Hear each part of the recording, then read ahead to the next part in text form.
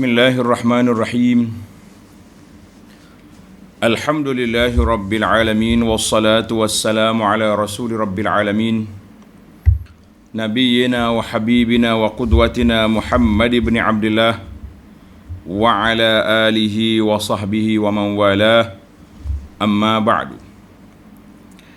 Alhamdulillah, muslimin dan muslimat yang dirahmati dan dihormati sekalian, kita dapat meneruskan pengajian kita dalam tafsir surat Ar-Ra'd. Ini adalah merupakan siri terakhir tafsir surat Ar-Ra'd, siri yang terakhir, ayat yang ke-40, ayat yang ke-40, surah yang ke-13, juzuk yang ke-13. Bagi jemaah yang pegang pimpinan Ar-Rahman, Jawi muka surat 477.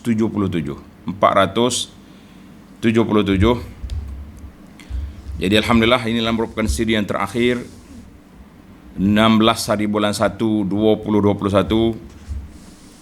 Hari ini merupakan hari terawal kita di Kelantan kena PKP kali yang kedua.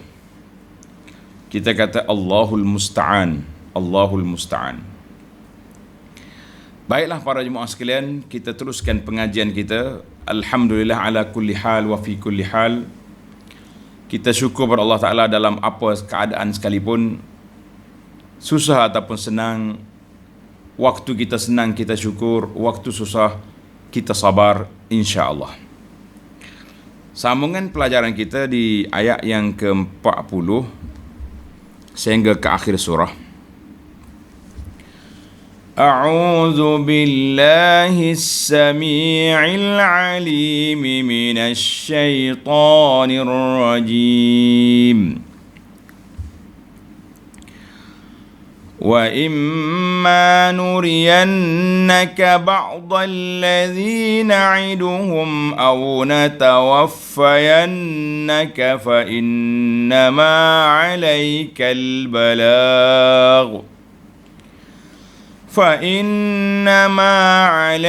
البلاغ وعلينا الحساب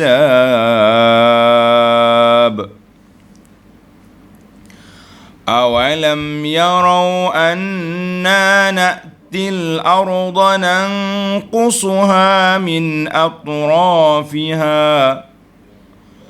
والله يحكم لا معقب لحكمه وهو سريع الحساب.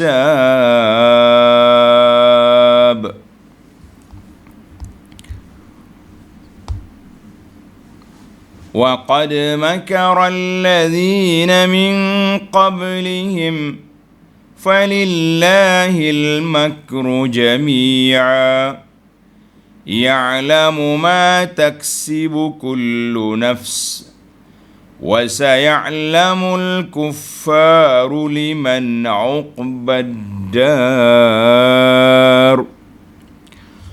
ويقول الذين كفروا لست مرسلا قل كفى بالله شهيدا بيني وبينكم ومن عنده علم الكتاب.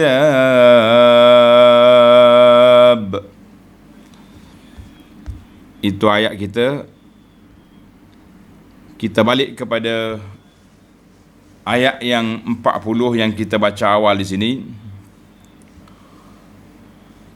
Wa imma nuriyannaka ba'dal ladzi na'iduhum aw natawaffayannaka fa innama 'alaikal balaghu wa 'alainal hisab. Allah Subhanahu wa taala cerita kepada Nabi sallallahu alaihi wasallam, sama ada kami perlihatkan kepadamu sebahagian dari azab yang kami janjikan untuk mereka, atau kami wafatkanmu sebelum melihatnya. maka tidaklah menjadi hal kerana tanggungan engkau hanyalah menyampaikan hukum-hukum yang kami turunkan kepadamu, dan urusan kami menghitung dan membalas amal mereka. Para jemaah sekalian, ayat ini menjadi peringatan kepada kita tugas Nabi sallallahu alaihi wasallam, wa ma 'alaika illal balagh. Kerja Nabi menyampaikan. Sebelum kita pergi kepada huraian sepenuhnya kepada kisah cerita ayat ini, kita pergi kepada munasabah ayat yang sebelumnya. Ayat yang ke-39, Allah Subhanahu Wa Taala peringatkan kepada kita bahawa ayat 38 dulu. Likulli ajalin kitab. Tengok ayat 38, likulli ajalin kitab, dan tiap-tiap satu tempoh dan waktu ada baginya perkara dan hukum yang telah ditentukan oleh kitab, dengan makna suratan takdir yang azali. Jadi dalam ayat ini Allah Ta'ala cerita kepada kita tentang semua tempoh yang telah ditetapkan oleh Allah Azza wa Jalla, semua urusan yang telah diputuskan oleh Allah Azza wa Jalla sudah tercatat dalam kitabnya, iaitulah Lauhil Mahfuz. Lauhil Mahfuz. Maknanya yang telah digazet oleh Allah Ta'ala ini tak boleh diundur, tak boleh ke depan, tak boleh diundurkan. Maknanya nak lambat pun boleh, tak boleh, nak cepat pun tak boleh. Dia duduk di bawah kategori qada dan qadar Allah Azza wa Jalla. Duduk dalam kategori takdir Allah Azza wa Jalla. Maka ayat yang ke-39 yang kita bincang panjang sedikit dalam siri yang lepas, yamhullahu ma yasha' wa yusbit. Yamhullahu ma yasha' wa yusbit. Allah menghapuskan apa jua yang dikehendakinya, dan ia juga menetapkan apa jua yang dikehendakinya. Dalam tafsir, kesimpulan daripada apa yang kita bincang itu panjang. Ulama tafsir kata itu masalah perjalanan sana sini, kan? Ada janji-janji yang telah dijanjikan yang diminta oleh puak-puak kafir. Puak kafir macam-macam dia minta ke tak percaya. Kalau kita kata kita akan berlaku kiamat, dia kata bila nak kiamat, lama dah tunggu tak kiamat-kiamat, kan? Bila kita cerita tentang Nabi, kita cerita tentang dunia, apa yang berlaku di atas dunia ini, mereka minta mukjizat. Maka Allah SWT ibhamkan, makna tidak sebut di sini tentang wa'id, janji yang dijanjikan itu. Bila ke waktu nak turun azab, bila ke waktu nak turun azab, walaupun mereka minta. Maka macam-macam ulasan kata, setiap Nabi itu ada tempoh tempoh masing-masing, ada tempoh dia. Maka bila sampai tempoh, yamhullahu ma yasha', Allah Ta'ala hapuskan apa yang dia kehendaki, mati habis puak kafir, wa yusbit, dan Allah Ta'ala kekalkan orang yang beriman. Itu satu. Yang penting ada 5-6 pentafsiran tentang yamhullahu ma yasha' wa yusbit. Yamhullahu ma yasha' wa yusbit, Allah Subhanahu Wa Ta'ala hapuskan apa yang dia nak dan dia kekalkan. Baik tafsir yang dipilih dalam kitab kita ni, yamhullahu ma yasha'u minal aqdaril maktubah, yang Allah Ta'ala tulis kedudukan manusia dalam waktu umur kita 40 hari sudah ditulis. Orang ni akan berakhir dengan bahagia, berakhir dengan celaka, umur dia berapa, itu semua telah digazet dalam Lauhil Mahfuz, yang tidak mungkin diubah lagi. Tidak mungkin diubah lagi. Tetapi yang diubahnya, hadza dipanggil, itu disebut dengan nama yubqi minha ma yasha'. Allah Ta'ala kekalkan apa yang dia kendaki dengan maksud yang telah digazet. Apa yang maksudnya yang berubah itu apa? Wa dzalika fima yakunu fi aidil malaikati min suhuf. Apa yang ada di tangan malaikat, kan? Apa yang ada di tangan malaikat, lembaran-lembaran laporan. Contohnya, tahun ni malaikat tengok orang ni tak baik. Tahun depan dia terima laporan, tahun depan dia tengok laporan orang ni, Masya Allah sudah jadi baik kan. Tahun lepas duduk di tempat maksiat, Alhamdulillah tahun ni sudah berada di tempat, duduk di masjid, duduk di majlis ilmu, duduk di tempat-tempat ibadat. Kita kata itu perubahan-perubahan yang berlaku. Baiklah, Alhamdulillah, itu kesimpulan yang kita boleh buat daripada perbincangan yang panjang. Maka Nabi kita sallallahu alaihi wasallam usahlah sibuk-sibuk dengan melayang kerana orang kafir, kan dia minta tanda, kan dia nak minta itu minta ni. Maka Allah SWT peringatkan kepada Rasulullah sallallahu alaihi wasallam, ya Muhammad, wa in ma nuriyannaka ba'dal ladzi na'iduhum. Tengok balik pada ayat kita. Itu huraian kepada perbincangan lepas. Sama ada kami perlihatkan kepada kamu sebahagian dari azab yang kami janjikan kepada mereka. Apa dia sebagai azab yang telah dijanjikan? Mengikut At-Tahir Ibnu Ashur rahimahullah ta'ala, dia kata Allah Ta'ala tunjuk di antaranya kematian mereka. Kematian bapa besar Quraisy, penjahat besar Mekah, Abu Jahal dan geng-geng dia di mana? Dalam peperangan Badar. Mereka kalah secara total di mana? Pembukaan kota Mekah. Dalam peperangan Hunain, semua Hawazin dan geng-geng dia juga telah ditawan. Ini semua berlaku dalam waktu kehidupan Nabi sallallahu alaihi wasallam. Au natawaffayannaka, atau kami wafatkanmu ya Muhammad sallallahu alaihi wasallam sebelum sempat engkau melihatnya. Sebelum sempat engkau melihatnya, apa dia? Nabi tak sempat tengok. Musailamatul Kazab dibunuh. Dia mengaku jadi Nabi. Nabi tak sempat tengok bagaimana puak-puak Parsi jatuh. Bagaimana mana benda itu berlaku selepas daripada kewafatan Nabi sallallahu alaihi wasallam di zaman Sayyidina Abu Bakar, zaman Sayyidina Umar, di zaman para sahabat dan diikuti oleh zaman-zaman yang seterusnya. Maka Allah kata apa kepada Nabi sallallahu alaihi wasallam? Kerja kamunya apa ya Muhammad? Wa innama 'alaikal balagh. Tugas kamu iaitulah menyampaikan. Maka tidaklah menjadi hal kerana tanggungjawab engkau. Sama ada kamu tengok kemenangan depan mata atau kemenangan yang dijanjikan melalui mukjizat-mukjizat ilmu yang telah diberi oleh Allah Azza wa Jalla kepada Nabi sallallahu alaihi wasallam, maka itu dia panggil kemenangan yang sangat nyata. Kemenangan yang sangat nyata atau kemenangan yang dijanjikan Nabi tak sempat tengok, Allah kata usah kamu fikir-fikirkan. Fa innama 'alaikal balagh, kerja kamu menyampaikan. Baik. Fi hadza, kata di para ulama tafsir, dalam ayat ini at-tawjihul hasim, suatu bimbingan arahan daripada Allah Azza wa Jalla sebagai suatu tabiat dakwah. Tabiat dakwah ini tabiatud da'wati wa tabiatu ad-du'a. Maknanya tabiat dakwah dan tabiat pendakwah itu kerja dia. Mereka mesti menunaikan tanggungjawab menyampaikan kepada orang. Jangan gopoh, jangan belorak kata orang Kelantan. Kerja sampaikan yang benar. Waktu orang tak terima sekarang, sabar dulu.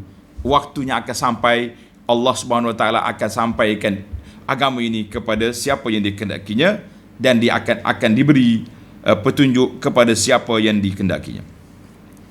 Maka Allah Ta'ala sebut, tugas pendakwah jangan kecewa, jangan sedih, jangan ada limit. Aku dalam masa kita boleh buat target boleh.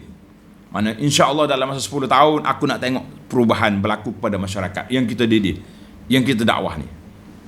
Tak cukup 10, 15. Tak cukup 15, 30. Tak cukup 30, insya-Allah kejayaan dakwah ini akan disambung oleh murid-murid kita dan anak-anak kita. Kita letak gitu. Kalau tidak, kita akan kecewa. Allah, aku dah nak mati dah. 30 tahun dah berdakwah, orang tak ikut juga. Jadi kita akan kecewa. Maka Allah bagi tugas kepada kita, wa ma 'alaika illal balagh. Kerja kamu hanya menyampaikan. Kemudian Allah kata apa? Wa 'alainal hisab. Dan urusan kami menghitung dan membalas amal mereka. Urusan kami menghitung dan membalas amalan mereka. Kerjamu ya Muhammad sallallahu alaihi wasallam, kerja para sahabat, kerja para pendakwah sampai kiamat, balah menyampaikan. Sebab itu kata di para ulama, fa innama 'alaika al-bala wa 'alaina al-hisab. Hadhihi al-ayat tadullu ala, ayat ini menunjukkan bahawa tugas Rasul iaitulah hidayatul irsyad wad dilalah. Kerja Rasul iaitulah kerja hidayah ad-dalalah, mana menunjuk, memimpin, menyeru, mengajak manusia. Tapi di luar kemampuan kita nak beri hidayah ini masuk dalam hati manusia, itu di luar kemampuan kita, maka itu di bawah kuasa Allah Azza wa Jalla. Maka di sini para ulama tadabbur Quran mengatakan bahawa hidayah itu terbagi kepada dua. Satu dia panggil hidayatul irsyad wad dalalah ataupun wad dalalah. Hidayah memimpin, membimbing, mengajak, itu kerja kita. Kerja Nabi sallallahu alaihi wasallam, kerja para pendakwah. Tapi hidayah nak masuk dalam hati, itu kuasa Allah Azza wa Jalla, dipanggil hidayatut taufiq. Maka kita jangan kecewa sekali-kali. Baiklah. Dalam ayat yang lepas juga, tuan-tuan tengok dalam ayat yang lepas, ketika Nabi sallallahu alaihi wasallam diejek, ayat 38 tadi, ketika Nabi diejek oleh puak-puak kafir, apalah Muhammad mengaku jadi Nabi, dia ada isteri, dia ada anak, dia juga berjalan di pasar. Maka Allah Ta'ala jawab, walaqad arsalna rusulan min qablika wa ja'alna lahum azwajan wa zurriyah. Maknanya Allah kata, setengah kami utuskan rasul-rasul belum daripada engkau ya Muhammad sallallahu alaihi wasallam, kami dah jadikan bagi mereka ada isteri dan ada zuriat. Pelik apa kita? Maka di sini para ulama mengatakan, ulama tafsir kata, fihi annan nikah min sunnatil mursalin. Nikah itu daripada sunnah Rasul-Rasul alaihi wassalatu wassalam. Dan ayat ini juga menjadi at-targhib, galakan supaya berkahwin. Galakan saya berkahwin, sehingga timbul persoalan. Sebagian ulama mengatakan ayat ini menunjukkan bahawa tafdilun nikah, lebih afdal berkahwin daripada takhalli li nawafilil ibadah. Aku tak mau kahwin, aku nak ibadah saja. Tak, kahwin lebih baik.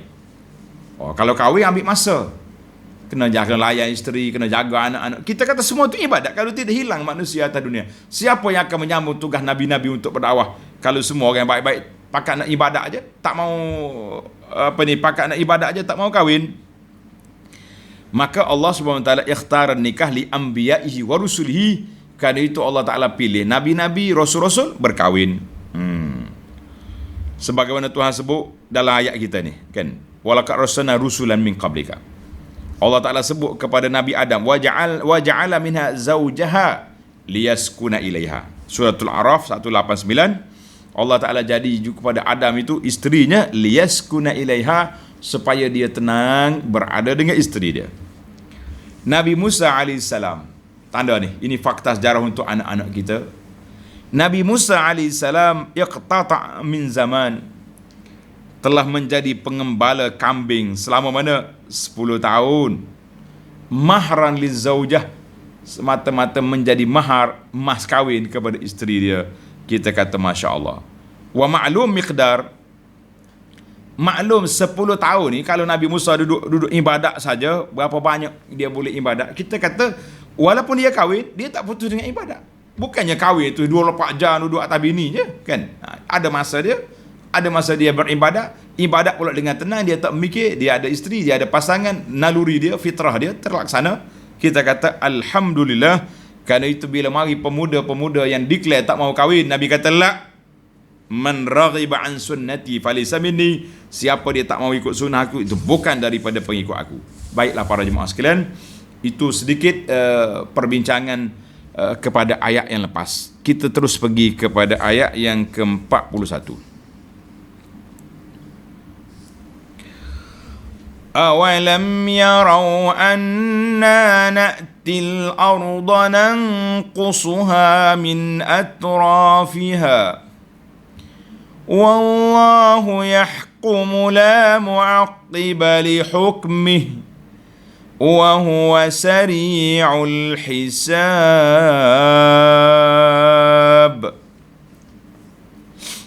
Awalam yarau anna na'til arda nanqusuha min atrafiha. Tengok. Mengapa mereka yang kafir itu masih berdegil dan tidak mahu memerhatikan bahawa kekuasaan kami sentiasa menakluk bumi yang mereka diami dengan menjadikan dia kurang sedikit demi sedikit dari kebaikannya dan kemuliaannya. Apa dia maksud ayat ini? Maksud ayat ini para jemaah sekalian, kita lihat tengok nota di bawah ada. Nota 462, yakni tidakkah mereka melihat perubahan yang sentiasa berlaku di muka bumi? Berapa banyak umat-umat yang terdahulu, umat-umat yang masyhur dan negeri yang makmur telah binasa dan hilang lenyap silih berganti. Dulu negara Mesir dikuasai oleh mendiang Fir'aun. Fir'aunlah yang berkuasa, kan? Fir'aun berkuasa penuh. Kata orang dalam bahasa kita ni, kuasa mutlak. Diktator besar dunia ini Fir'aun. Dia punya kuasa. Akhirnya Allah Ta'ala tukar kepada negeri Mesir dikuasai oleh Sayyidina Musa alaihissalam, seorang penggembala kambing, anak angkat Fir'aun yang dia jumpa dalam air, orang yang telah keluar lari daripada Fir'aun. Kita nak kata apa? Ini kuasa Allah Azza wa Jalla. Zalika fadlullah yu'tihi man yasha. Allah Ta'ala beri kelebihan ini kepada siapa je dia kehendaki. Maka tak boleh kita nak tak boleh kita nak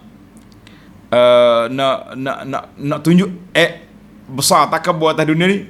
Semua itu di bawah kuasa Allah Azza wa Jalla. Allahu Akbar. Tuhan Allah kata apa ni? Itu di bawah kuasa Allah. Atau itu yang pertama ni kumpulan yang mu tak tengok ke buat kafir. Dia panggil lihat di sini amalam yarau. Lihat di sini dua cara. Tanda ni para pelajar. Lihat dua cara. Yang pertama ru'yah basariyah. Kita tengok dengan mata kita. Depan mata kita tengok, oh ni kita pergi Mesir, kita tengok Fir'aun. Kita pergi ke Al-Ula, ke Al-Hijr, kita tengok kaum Samud. Kita pergi kepada puak-puak Yaman, kita tengok kaum Ad. Kita pergi mana-mana atas dunia ni, kita tengok kesan-kesan. Itu dia panggil ru'ya basariyah. Dan satu lagi ru'ya, kata di para ulama, ru'ya basirah. Kita kena ingat, ru'ya basariyah, mana kita tengok dengan mata kita. Satu lagi ru'ya basirah, kita tengok dengan mata hati kita. Bila kita baca ayat-ayat Allah Ta'ala, kita nampak. Sebab tu bila kita nak bagi pandangan, ini pandangan saya. Apa yang saya nampak dalam masalah ini, sekian-sekian. Itu, kita nampak apa? Kita dalam bilik mesyuarat, dalam bilik seminar, dalam bilik muzakarah, tiba-tiba kita kata, apa yang saya nampak? Apa yang kau nampak? Mu tengok apa? Itu dia panggil ainul basirah, mana kita tengok dengan ilmu kita. Kita buat penilaian raca dengan ilmu kita. Kita nampak ini. Ataupun kita tengok sungguh. Orang Kelantan kata, kita kelih sungguh dengan mata kita benda yang berlaku di depan mata kita. Baik. Allah Ta'ala tegur di sini puak kafir. Mu tak tengok ke? Bumi ini sudah menjadi sempit kepada orang-orang yang terdahulu, kan? Kekuasaan kami sedang menakluk bumi yang mereka diami dengan menjadikan dia kurang sedikit demi sedikit dari kebaikan dan kemuliaannya. Jadi sama ada Allah Ta'ala ganti penduduk yang lain, orang yang beriman yang ambil, atau telah dikuasai oleh umat yang lain. Tengok dulu kawasan sekitar semenanjung tanah Arab, Jaziratul Arab, dikuasai oleh siapa? Oleh Rom. Di sebelah Syam, Rom ambil. Kemudian di sebelah Parsi, Parsi yang ambil. Maka zaman Sayyidina Umar, Masya Allah, Tabarakallah, Parsi jatuh. Negara Mesir jatuh, Muqawqis. Jadi bumi yang dikuasai oleh orang kafir sedikit demi sedikit menjadi sempit bagi mereka dan luas bagi kita umat Islam. Kita kata alhamdulillah. Itu dia panggil sedikit demi sedikit lenyap bumi mereka. Sebab apa? Telah dikuasai oleh umat Islam di zaman para sahabat, khususnya al-futuhatul islamiyah, pembukaan negara bila di zaman Sayyidina Umar Ibnul Khattab radhiyallahu anhu wa an jami'is sahabah. Kemudian disambunglah oleh kerajaan Amawiyah, kemudian kerajaan Abbasiyah, kemudian mari pula kerajaan Osmaniyah, sampailah zaman kita ini terhenti buat seketika. InsyaAllah bumi ini akan dikuasai balik umat Islam. Kalau tidak zaman kita pun, zaman turunnya Mahdi, zaman turunnya Nabi Isa bin Maryam nanti, insyaAllah. Yang pentingnya Allah Ta'ala akan beri dunia ini dikuasai balik oleh umat Islam. Baik, kita pergi kepada tajuk yang kedua. Wallahu yahkumu la mu'aqqiba li hukmih. Dan ingatlah Allah Subhanahu wa taala menghukum menurut apa yang dikehendakinya. Wallahu huwa alladhi yaqdi fi khalqihi bima yasha. Allah Subhanahu wa taala yang menjatuhkan hukumannya kepada makhluknya dengan apa yang dikehendaki. Wa yu'aqibu man yasha, dan Allah taala jatuhkan hukuman siapa yang dikehendaki. Wa la yubtilu ahadun hukmahu.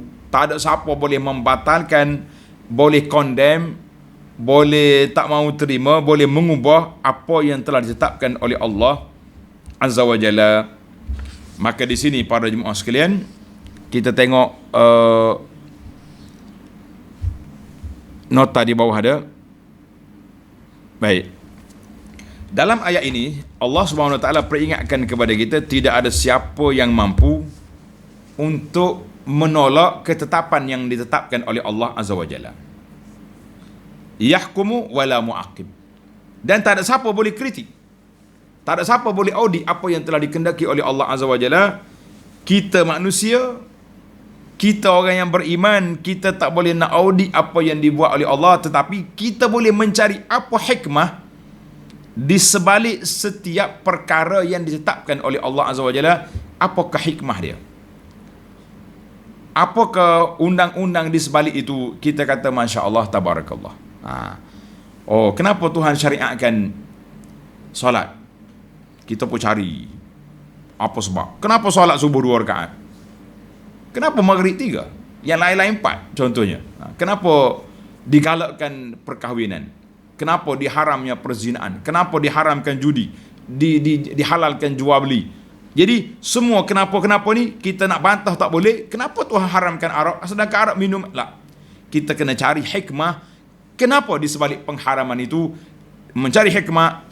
Apa di sebalik, apa rahsia di sebalik syariat yang telah diajarkan oleh Allah Azza wa Jalla kepada kita. Itu yang kita boleh buat. Yang lain-lain tak boleh. Yang lain-lain tidak boleh.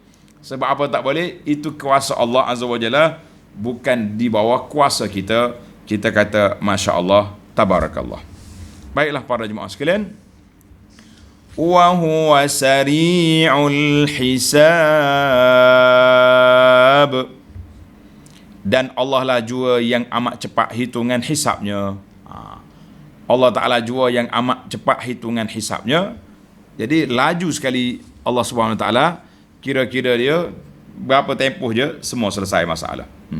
Tengok nota di bawah kata, yakni oleh kerana Allah Ta'ala telah menetapkan bahawa Nabi Muhammad sallallahu alaihi wasallam, kan, Nabi kita Muhammad sallallahu alaihi wasallam akan berjaya menguasai pihak yang menentangnya, maka hukum Allah Ta'ala itu tetap akan berlaku. Kalau kita nak tengok zaman Nabi kita sallallahu alaihi wasallam, zaman di antara zaman ditindas, ditekan 13 tahun di Mekah. Bila Nabi kita berhijrah ke Madinah, bertukar dia punya wajah. Daripada ditindas, Nabi sampai disambut, dimuliakan, diberi kekuasaan, Nabi kita dapat melaksanakan semua arahan Allah Azza wa Jalla, arahan solatnya, arahan puasanya, arahan zakatnya, arahan jihad, semua dalam masa 10 tahun telah bertukar wajah semenanjung tanah Arab dengan dakwah yang disampaikan oleh Nabi sallallahu alaihi wasallam. Masa itu cukup cepat. Sebab itu Nabi kita sallallahu alaihi wasallam bila dia habis tempoh cepat, al-yauma akmaltu lakum dinakum, pada waktu itu Nabi kita memilih ila rafiqil a'la, Nabi kita memilih untuk wafat. Kita kata masya-Allah tabarakallah, perjalanan cepat. Yang Allah Taala sebut di sini sari'ul hisab wallahu sari'u maji'u hisabihi. Balasan hitungan Allah Taala itu cepat untuk dia balas kepada hamba-hamba dia, ini pada yang berlaku. Dan juga untuk atas dunia ini pun cepat juga balasan Allah Taala kepada orang-orang yang menentang Islam. Songan-songan diktator sampai 30-40 tahun. Kalau kita nak banding dengan umur dunia ni, sekejap itu 40 tahun tu. Kalau nak banding umur Nabi Nuh pun tak padan dah kita. Nabi Nuh 1000 tahun. Kita baru 40 tahun diktator, kita kata sudah lama. Nah, sabarlah sekejap. Mereka akan hilang insya-Allah. Baik. Ayat 42. وَقَدْ مَكَرَ الَّذِينَ مِنْ قَبْلِهِمْ فَلِلَّهِ الْمَكْرُ جَمِيعًا يَعْلَمُ مَا تَكْسِبُ كُلُّ نَفْسٍ وَسَيَعْلَمُ الْكُفَّارُ لِمَنْ عُقْبَى الدَّارِ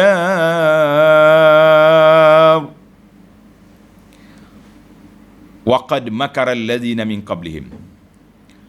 Dan sesungguhnya orang-orang kafir yang sebelum mereka telah melancarkan rancangan jahat terhadap nabi-nabi mereka. Buat kafir ni. Oleh itu, janganlah engkau bimbang, kerana bagi Allah jualah kuasa menggagalkan segala jenis rancangan jahat mereka. Allah mengetahui apa yang diusahakan oleh tiap-tiap diri, dan orang-orang yang kafir akan mengetahui bagi siapakah balasan yang baik dan yang buruk pada hari akhirat kelak. Baik, apa yang disebut oleh Allah Ta'ala dalam ayat ini? وَقَدْ مَكَرَ الَّذِينَ مِنْ قَبْلِهِمْ. Dan sesungguhnya orang-orang kafir sebelum mereka, sebelum apa? Sebelum puak-puak kafir Arab ni, kafir zaman Nuh, kafir zaman Ibrahim, segala jenis maknika kafir atas dunia ni telah pun membuat perancangan konspirasi jahat mereka terhadap nabi-nabi mereka. Semua ada belaka. Dalam suratul Naml ayat ni, wa makaru makran wa makarna wa makran wa hum la yash'urun. Dalam surah Ibrahim, wa qad makaru makruhum wa indallahi makruhum wa in kana makruhum. Berapa kali dia ulang makr maknanya tipu daya, perancangan, konspirasi, semua tu kan. Wa in kana makrum litazuna minhul jibal, boleh jadi konspirasi mereka boleh menggoncangkan bukit, tapi kecil belaka nak banding dengan kuasa Allah Azza wa Jalla. Suratul Anfal ayat 30, wa iz yamkuru bikal ladzina kafaru, ketika mereka buat perancangan jahat nak bunuh Nabi sallallahu alaihi wasallam, tak jadi. Kau Nuh ayat 22 surah Nuh, wa makaru makran kubara. Semua ni perancangan jahat mereka, Allah Ta'ala gambarkan besar dia punya strategi, besar dia punya perancangan. Tapi ingat, besar mana kamu? Falillahil makru jami'a. Janganlah engkau bimbang, Muhammad sallallahu alaihi wasallam. Jangan bimbang, kerana bagi Allah jualah kuasa menggagalkan segala rancangan jahat mereka. Tak usah bimbang. Falillahil makru jami'a. Perancangan jahat dibuat oleh makhluk, Tuhan tahu dah. Maka Allah Ta'ala balas balik perancangan jahat mereka dengan strategi yang Allah Ta'ala telah atur kepada nabi-nabinya, rasul-rasulnya, para pendakwahnya. Kita jangan bimbang. Hari ni, zaman kita duduk ni, kan, zaman kita duduk ni, para jemaah sekalian, kita dengar macam-macam konspirasi. Waktu anak masih lagi budak-budak remaja dulu, kita suka baca majalah-majalah, baca buku-buku. Di antara yang anak kagum masa itulah bila mari orang cerita kepada kita ni dalam bahasa Arab kata protokolat zu'ama as-Sahyuni. Protokol pemimpin-pemimpin Zionis, mereka telah buat perancangan-perancangan. Mari pula teori tu, teori ni. Mari zaman kita pula banyak konspirasi, kan? Sehingga zaman Covid ni pun kita kata oh ini konspirasi. Ada yang mengatakan dia ni pandemik, ada kata pandemik, macam-macam. Ada ustaz yang duk ikut benda ni. Ada kawan-kawan kita sebagian pendakwa duk sibuk dengan konspirasi. Sambil-sambil kita konspirasi, tiba-tiba ulama tu meninggal, orang ni mati, syekh ni mati, rahimahullah, semuanya dikait dengan Covid. Maka kita mengatakan perancangan secara mana jahat konspirasi. Allah Ta'ala sebut kita falillahil makru jami'a, perancangan yang Allah Ta'ala atur tu lebih menyeluruh. Jadi kita sebagai umat Islam, kita tak boleh buat kerja seorang. Umat Islam pun jangan mudah panik. Kadang-kadang seluruh ulama sepakat dalam dunia ini bahawa virus ni bahaya. Kita kena ikut ulil amri. Mari seorang keluar dalam Facebook dia, solat penjarakan ini agenda Yahudi, benda ni agenda Yahudi, pening kepala habis. Seolah-olah ulama dalam dunia ni semuanya telah dikonspirasikan oleh buah-buah konspirasi ni. Jadi kita kata tak cerdik belakang ulama, yang cerdiknya dia tu seorang je. Itu pun tulis dalam Facebook dia. Kita kata Masya Allah, Tabarakallah. Kita jangan mudah panik. Kita duduklah dengan majoriti para ulama Islam di atas dunia ini, dan ulama-ulama kibar, ulama juga telah berijtihad dalam masalah-masalah yang baru. Maka kita kena belajar. Kalau kita nak main konspirasi macam ni, tak ada dah umat Islam di Palestin. Kita boleh katakan umat Islam di Palestin sudah tidak ada. Sebab apa sudah tidak ada? Zionis sudah lama protokol dia nak merancang nak merentah dunia, tapi tak dapat sampai hari ini. Orang Palestin duk main anak batu daripada kita budak dulu sampai hari ini, masih dengan anak batu. Tak habis-habis lagi anak Palestin. Hari-hari mereka ditembak, hari-hari mereka beranak. Kita kata Masya Allah, Tabarakallah. Jadi kita jangan bimbang. Falillahil makru jami'a, perancangan Allah Ta'ala mengatasi segala perancangan yang pelik-pelik yang dibuat oleh puak-puak ni. Macam-macam teori hari ni. Kita nak lawan Dajjal, kita pula pergi jadi ejen Dajjal. Na'udzubillah. Kuat sangat teori pun masalah. Baik. Ya'lamu ma taksibu kullu nafsin. Dan Allah Ta'ala mengetahui apa yang diusahakan oleh tiap-tiap diri. Siapa yang kita buat baik, insya-Allah kita akan terima balasan baik. Orang buat tak baik, dia akan terima lah balasan yang tak baik. Jangan bimbang. Kalau kita kena diunayai oleh orang, dizalimi oleh orang atas dunia, kita ada Allah yang akan membalas balik perancangan kejahatan yang dibuat oleh manusia. Jangan. Wa saya'lamul kuffaru liman 'uqbaddar. Dan orang-orang yang kafir akan mengetahui bagi siapa kebalasan yang baik, dan yang buruk pada hari akhirat kelak. Jadi puak kafir akan tahu di mana kebalasan baik, di mana kebalasan buruk pada hari akhirat kelak. Mu tahulah nak hidup mana. Kita kata nak buat apa lagi. Subhanallah. Itulah ketetapan Allah Azza wa Jalla. Kita orang beriman, kita yakin insya-Allah kita akan dapat apa yang dijanjikan oleh Allah Ta'ala apabila kita melakukan apa yang disuruh oleh Allah. Kita nak terima janji baik Allah Ta'ala pada hari akhirat dengan kita melakukan ketaatan apa yang diperintahkan oleh Allah Ta'ala di dunia ini, insya-Allah. Tapi kalau atas dunia kita lawan Tuhan, di akhirat kita nak dapat kasih sayang Tuhan, kita kata ini di antara makhluk yang pelik atas dunia ni. Pelik tak pelik? Pelik. Mulawan lepas tu munak pula. Macam mana? Allahu Akbar. Baiklah, ayat yang terakhir dalam surah ini.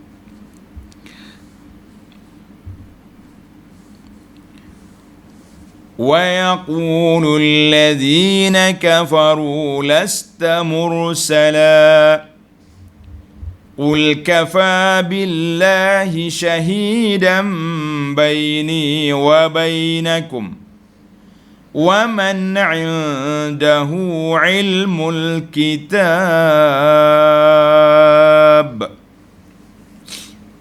Dan orang-orang yang kafir itu berkata, puak kafir itu kata apa?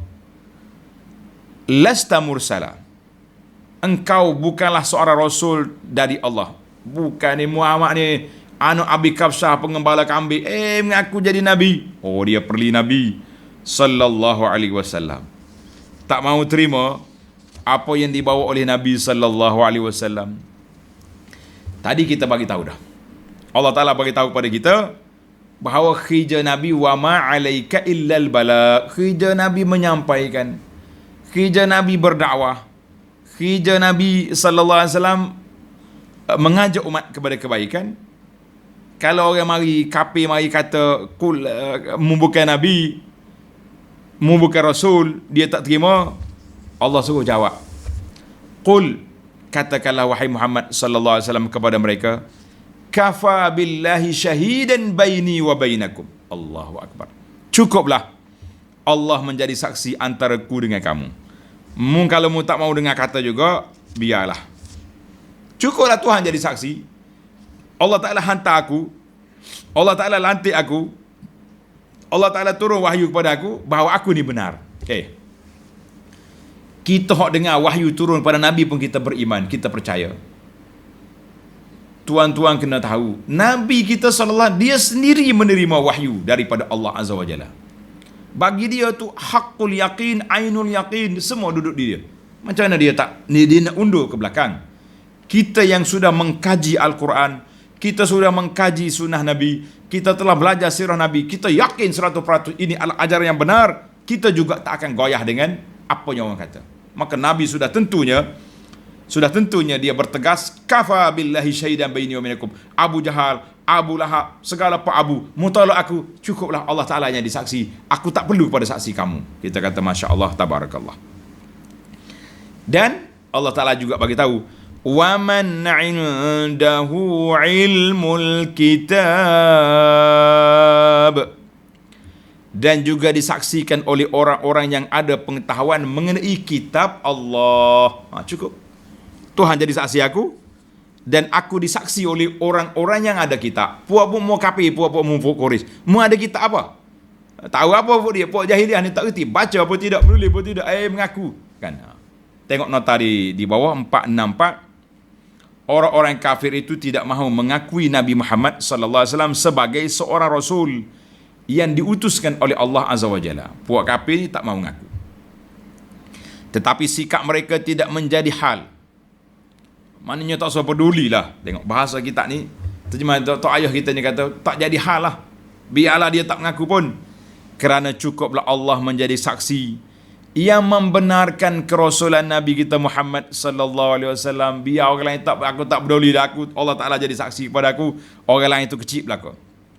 Sebagaimana yang tersebut dalam kitab Allah yakni Al-Quran dan kitab-kitab yang lain yakni Taurat dan Injil, dan diakui juga oleh orang-orang yang jujur yang ada pengetahuan mengenai kitab Allah yang tersebut. Siapa dia ke indahu ilmul kitab? Kata di para ulama Islam ni zaman Nabi sallallahu alaihi wasallam, ada yang mengatakan Abdullah bin Salam, ulama Yahudi. Kata di ulama lain Abdullah bin Salam ni masuk Islam di Madinah. Ayat ini Makkiyah kan. Maka timbullah macam-macam. Ada kata Abdullah bin Salam, ada kata orang ni, ada sebagian ulama mengatakan Waraqah bin Naufal. Waraqah bin Naufal ni iz'alima ahlu Makkah.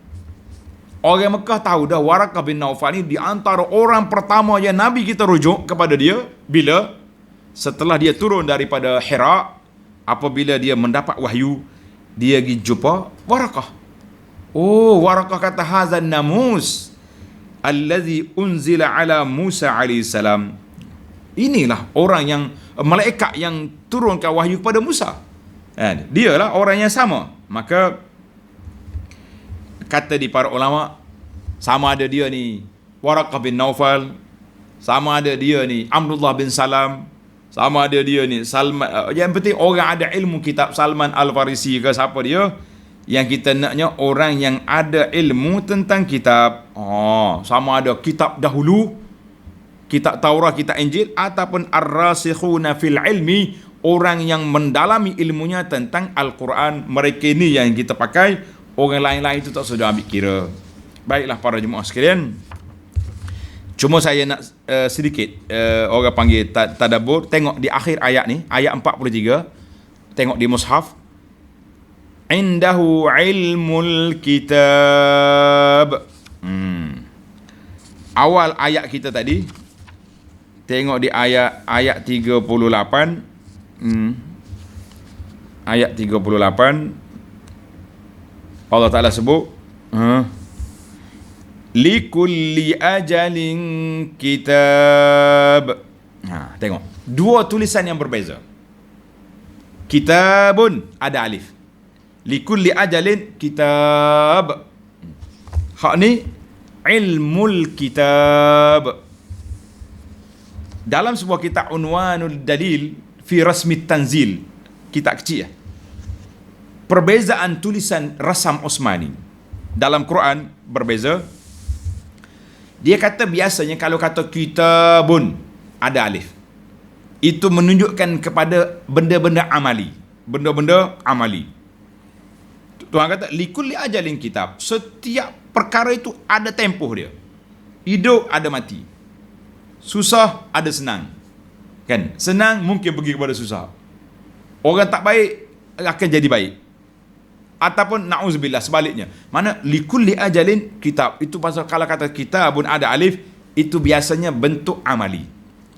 Tapi kalau kitab tak ada alif, ilmul kitab, baca sama, tulisan berbeza. Kataba cuma ada sabdu depan.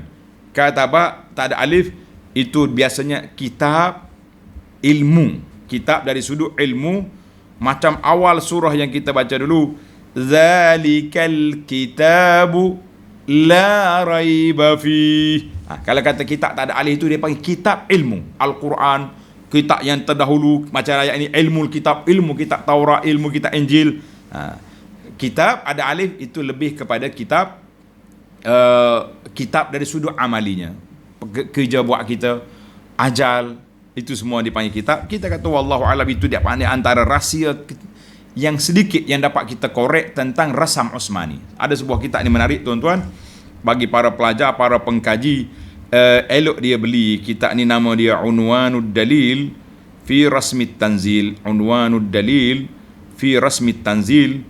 Kitab ni kecil. Ana waktu belajar di Masjid Nabawi Syarif dulu, Syekh kita, Syekh Atiyah rahimahullah ta'ala, dia selalu bawa cerita kitab ni, Unwanud Dalil ni. Dia kata bagus kitab ni, walaupun kecil, tetapi dia punya perbincangan dia tentang perbezaan. Oh ni ada alif, oh ni tak ada alif, oh ni ada isbat. Itu ini cuma dalam kitab ini ada lagi panjang lah. Ada, dia kata ada 4 tempat yang disebut tentang kitabun ada alif. Jadi insya-Allah para pelajar boleh tengok dalam perbincangan yang panjang lah oleh para ulama dalam masalah resam Osmani ini. Baiklah, alhamdulillah, kita kata bi ni'matihi tatimmus salihat. Kita berjalan secara perlahan-perlahan. Orang Kelantan kata koho-koho berjalan.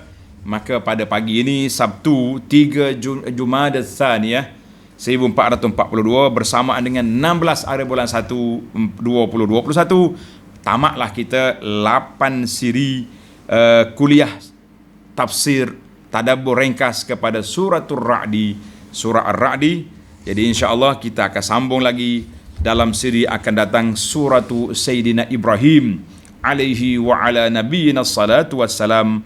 Kita doa kepada Allah SWT, semoga Allah Ta'ala berkatkan apa yang kita belajar kepada pembacanya, kepada pendengarnya, dan Allah Ta'ala jadikan kita ini orang yang mendengar benda yang baik dan mengikutinya, insya-Allah. Dan kita berdoa juga supaya Allah Ta'ala selamatkan kita, keluarga kita, masyarakat kita, anak-beranak kita, negara kita ini daripada bencana COVID yang sedang melanda ini. Dan kita tidak ada di kalangan kita yang terkena dengan bencana ini, dan selamat semuanya insya-Allah. Subhanakallahumma wa bihamdika asyhadu an la ilaha illa anta astaghfiruka wa atubu ilaih. Wa sallallahu ala nabiyyina Muhammad wa ala alihi wa sahbihi ajma'in. Walhamdulillahi rabbil alamin. Wassalamu alaikum warahmatullahi wabarakatuh.